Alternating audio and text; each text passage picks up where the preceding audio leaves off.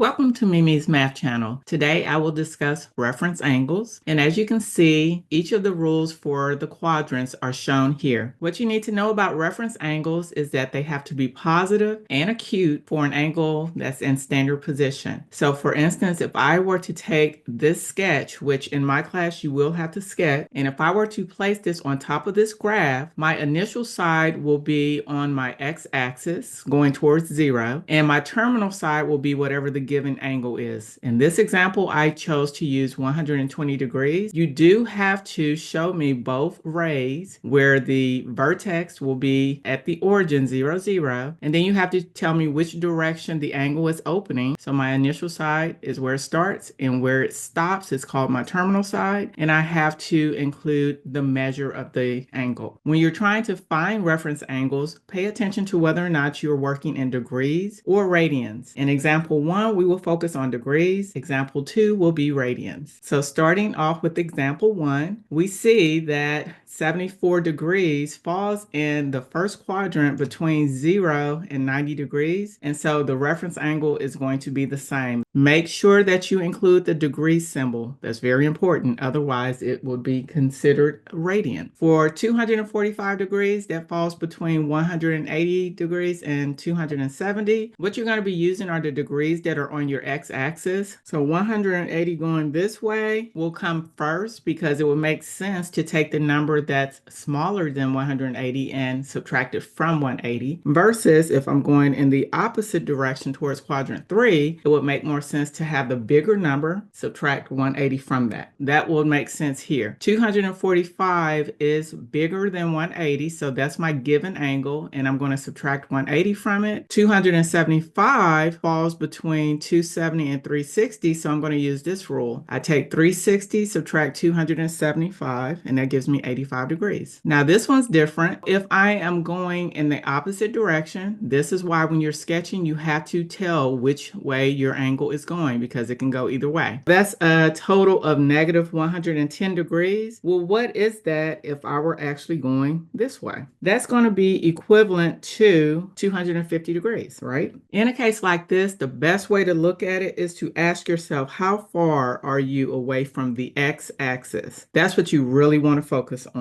So that's when you could use this rule. 180 and 250 is what we're working with. So your answer would be 70 degrees. On the last one for example 1, we have 125 degrees, which falls between 90 and 180. So we're going to take 180 and subtract 125. That leaves us with 55 degrees. That's how you find your reference angles, and notice all of them are positive and all of them are acute. Now in example 2, we are finding the reference angles in radians. To be honest, the easiest way to find your reference angles when it's shown in radians is to cover up the number that's in front of your radian symbol. And if you have a negative sign, get rid of that as well, because we said initially that your reference angle has to be positive and acute. So mathematically, if you wanted to know how to do this, you can do it multiple ways. If you're comfortable with degrees, you can convert this to degrees by using the formula 180 over pi, and then you would just multiply that. And once you simplify that, you will recognize that it's equivalent to 330 degrees, which is in quadrant 4. And we know the reference angle for 330 degrees in quadrant 4, if we were to use degrees, 360 minus 330 is going to give us 30 degrees. Well, 30 degrees as a radian is pi radians over 6. So another way that you can do it is, we know that 330 falls here, and using the light purple formula, it says to take 2 pi and subtract the given. So this is what it would look like. But since I have a fraction here and I'm trying to subtract, both have to have the same denominator. So I multiply the numerator and the denominator by 6, and that's where the 12 pi is coming from. 12 pi minus 11 pi. I could do the same thing with the other two as well, but for the second one, this is actually larger than 360, so you would have to take this and subtract it from 360, find that reference angle, and then take the formula that's shown above. Thank you for watching. Please remember to like and subscribe. Have an amazing day.